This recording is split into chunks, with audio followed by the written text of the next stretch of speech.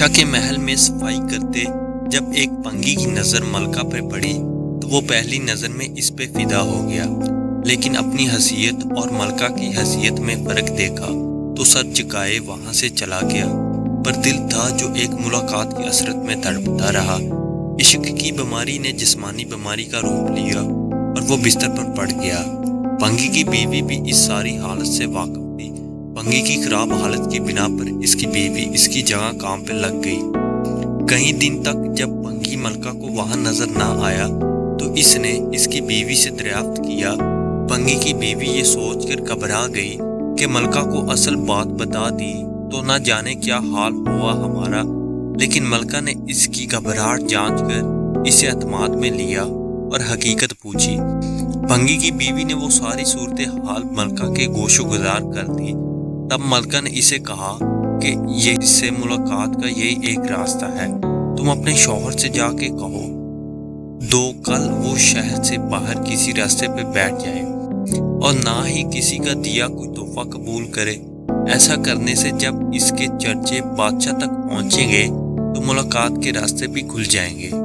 ملکہ کا پیغام سنتے ہی پنگی کی جان میں جان آئی اور وہ گداؤں کا بھیس بدل کے ایک راستے پہ جا کے بیٹھ گیا اور اللہ اللہ کا ورد شروع کر دیا۔ آنے جانے والے اس سے متاثر ہوتے اور نذرانے ساتھ لاتے، لیکن وہ نہ سر اٹھاتا کہ کسی کو دیکھتا اور نہ ہی کسی چیز کو ہاتھ لگاتا۔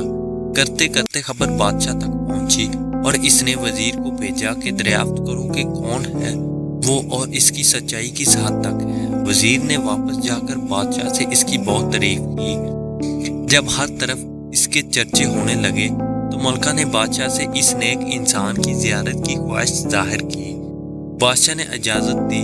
اسی اثناء میں جب پنگی کو اس بات کا احساس ہوا کہ اب تک وہ دل سے نہیں صرف ایک دنیاوی مقصد کے تحت ہی اللہ پاک کے نام کی تسبیح کر رہا تھا، وہ جھوٹا ہے، لیکن پھر بھی اللہ کی رحمت اس پر اس قدر ہے کہ لوگ اس کے سامنے جھک رہے ہیں۔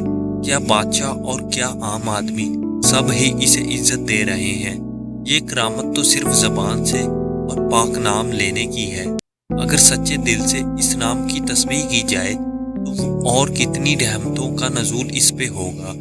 جب ملکہ اس کے پاس پہنچی تو اس نے سر اٹھا کے اس کی طرف نہ دیکھا اور وہ مطمئن ہوئی کہ کوئی آج اس کی وجہ سے اللہ کے قریب ہو گیا۔ وہ روئی ہوئی واپس اپنے محل چلی گئی۔